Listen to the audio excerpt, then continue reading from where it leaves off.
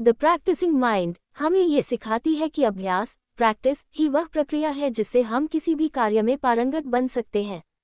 लेकिन आधुनिक दुनिया में हम परिणाम रिजल्ट पर इतने केंद्रित हो जाते हैं कि प्रक्रिया प्रोसेस का आनंद लेना भूल जाते हैं। इस पुस्तक का उद्देश्य है कि हम ध्यान अनुशासन और वर्तमान क्षण में जीने के जरिए अपने लक्ष्य को शांत मन से प्राप्त करें।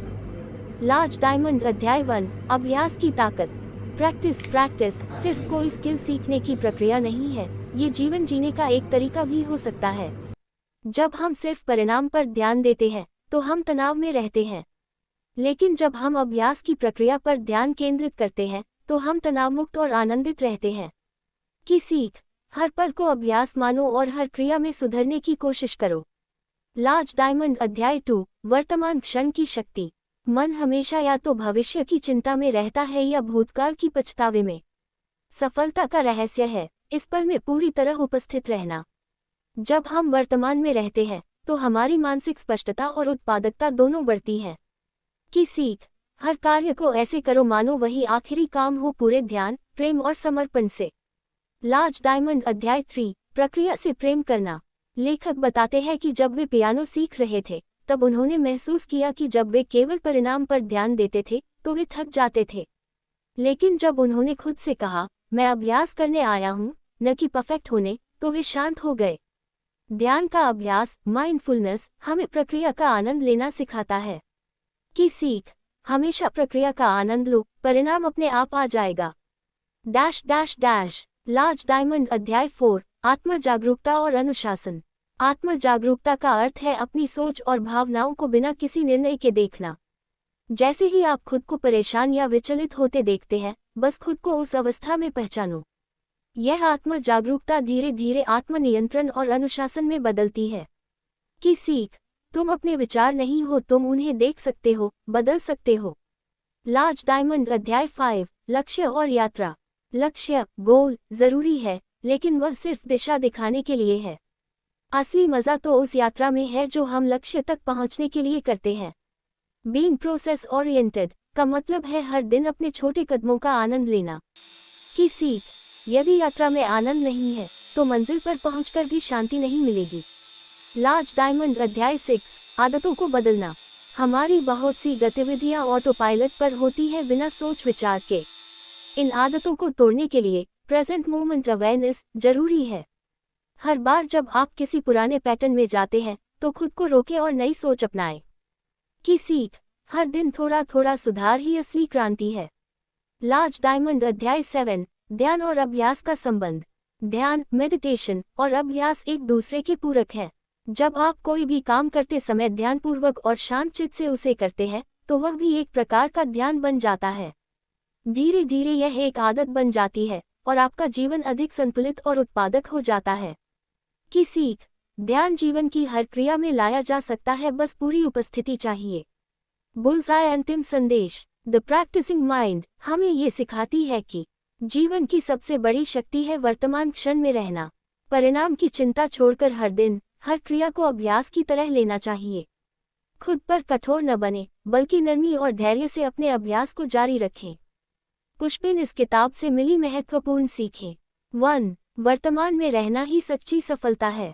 2 अभ्यास का लक्ष्य परिपूर्णता नहीं बल्कि प्रगति है। 3 आत्मनियंत्रण और ध्यान से जीवन आसान बनता है। 4 हर काम को अभ्यास मानने से तनाव कम होता है। 5 अनुशासन मन की आज़ादी देता है, बंधन नहीं। बुक विस्तृत हिंदी सारांश। स्पार्कल्स प्रस्तावना भूमिका। हमारे जीवन में अधिकतर तनाव चिंता और हताशा इसलिए होती है क्योंकि हम परिणामों पर ध्यान केंद्रित करते हैं। हम हमेशा सोचते हैं मैं वहां कब पहुंचूंगा या मैं कब सफल हो जाऊंगा। लेखक थॉमस टनर का कहना है यदि हम अभ्यास को लक्ष्य मान लें तो हमारा जीवन शांत आनंदमय और संतुलित बन सकता है। सीडलिंग अध्याय 1 अभ्यास एक कला है। राइट फिंगर मुख्य विचार। ग्रेटर दैन हम सब कुछ जल्दी जल्दी हासिल करना चाहते हैं, लेकिन जल्दी करने से कुछ बेहतर नहीं होता, सिर्फ चिंता बढ़ती है। लेखक बताते हैं कि जब हम किसी नई चीज को सीखना शुरू करते हैं, जैसे संगीत, खेल या कोई स्किल, हम चाहने लगते हैं कि हम तुरंत उसमें मास्टर बन जाएं। लेकिन असल में हर कला समय लेती है। यदि हम हर अभ्यास सत्र को एक अवसर माने जिसमें हम खुद को बेहतर बना सकते हैं तो हमें कभी निराशा नहीं होगी। लार्ज डायमंड भावनात्मक बिंदु। अभ्यास का हर पल हमें ये सिखाता है कि अधूरापन भी सुंदर हो सकता है जब वह सीखने की यात्रा में हो। पर्सन इन लोटस पोजीशन अध्याय 2। वर्तमान में जीना ही ध्यान है। राइट फिंगर मुख्य विचार। ग्रेटर दैन, भविष्य की चिंता और भूतकाल का पछतावा दोनों मिलकर वर्तमान को लूट लेते हैं। हमारी मानसिक ऊर्जा हमेशा भागती रहती है या तो भविष्य की ओर या अतीत की ओर। लेखक हमें सिखाते हैं कि वर्तमान क्षण में उपस्थित होना ही ध्यान है। जब हम कोई कार्य करते हैं, जैसे बर्तन धोना, वाद्ययंत्र बजाना, लिखना, उसे इस तरह करें जैसे वही हमारा ध्यान है। लार्ज डायमंड भावनात्मक बिंदु। जब आप पूरी उपस्थिति से किसी काम को करते हैं तो वह साधारण कार्य भी एक आध्यात्मिक अनुभव बन जाता है। बुल्सआई अध्याय 3। लक्ष्य की नहीं, प्रक्रिया की पूजा करो। राइट फिंगर मुख्य विचार। ग्रेटर दैन, गोल दिशा देता है, लेकिन यात्रा में ही आनंद है। जब हम किसी लक्ष्य की ओर बढ़ते हैं तो हमें लगता है कि वहां पहुंचते ही हमें शांति मिल जाएगी, लेकिन हकीकत ये है कि अगर आप यात्रा में दुखी हैं तो मंजिल भी आपको खुश नहीं कर पाएगी। लेखक कहते हैं, तुम अभ्यास करने आए हो, परफेक्ट बनने नहीं। लार्ज डायमंड भावनात्मक बिंदु। जिस दिन तुमने अभ्यास से प्रेम कर लिया उस दिन तुमने सफलता को आत्मसात कर लिया। आवर ग्लास अध्याय 4। धैर्य और आत्म जागरूकता। राइट फिंगर मुख्य विचार। ग्रेटर दैन, सबसे बड़ी ताकत है खुद को हर पल पहचानना। जब आप अभ्यास करते समय थकान, चिढ़ या असंतोष महसूस करें तो एक पल रुकिए, स्वयं को देखिए। यह आत्म जागरूकता ही आपके मन को बदलने की शुरुआत है। यह कोई एक दिन की प्रक्रिया नहीं है, ये सतत आत्म अवलोकन से आती है। लार्ज डायमंड भावनात्मक बिंदु। जब तुम खुद को देखना सीख जाओगे तब तुम खुद को बदलना भी सीख जाओगे। ब्रेन अध्याय 5। दिमाग को प्रशिक्षित किया जा सकता है। राइट फिंगर मुख्य विचार। ग्रेटर दैन, तुम्हारा मन तुम्हारा सेवक है, स्वामी नहीं। हमारा दिमाग आदतों का गुलाम है, वह हमेशा पुरानी राह पर जाना चाहता है। लेखक कहते हैं कि ध्यान और अभ्यास के जरिए हम अपने विचारों को प्रशिक्षित कर सकते हैं। ये ठीक वैसा है जैसे हम शरीर को योग या व्यायाम से साधते हैं।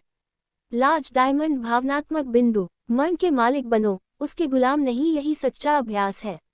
म्यूजिकल नोट अध्याय 6। अभ्यास को संगीत की तरह जियो। राइट फिंगर मुख्य विचार। ग्रेटर दैन, संगीत सिर्फ सुरों का क्रम नहीं है, वह अभ्यास का उत्सव है। लेखक एक पेशेवर पियानो वादक रहे हैं। वे बताते हैं कि संगीत में हर नोट एक यात्रा है। जब हम किसी रचना का अभ्यास करते हैं तो वही नोट्स बार बार दोहराना पड़ता है, और यही दोहराव धीरे धीरे शांति, लय और सुंदरता में बदलता है। लार्ज डायमंड भावनात्मक बिंदु। हर गलत सुर सही सुर की ओर एक कदम है, अभ्यास कभी व्यर्थ नहीं जाता। एंटी क्लॉकवाइज एरोज अध्याय 7। आदतें बदलो, जीवन बदलेगा। राइट फिंगर मुख्य विचार। ग्रेटर दैन, हर नई आदत एक छोटे से अभ्यास से शुरू होती है। लेखक बताते हैं कि आदतें हमारे जीवन की दिशा तय करती हैं, लेकिन उन्हें बदलने के लिए भारी बदलाव नहीं चाहिए, बस हर दिन का छोटा अभ्यास। धीरे धीरे वही अभ्यास स्थायी बदलाव बन जाता है। लार्ज डायमंड भावनात्मक बिंदु। हर छोटी कोशिश भविष्य का एक नया संस्करण गढ़ती है। हाबिस्कस अंतिम अध्याय। खुद से प्रेमपूर्वक बात करना। राइट फिंगर मुख्य विचार। ग्रेटर दैन, अगर तुम खुद से प्रेमपूर्वक नहीं बोलोगे तो अभ्यास भी बोझ लगेगा। अक्सर हम खुद को बहुत कठोरता से जज करते हैं।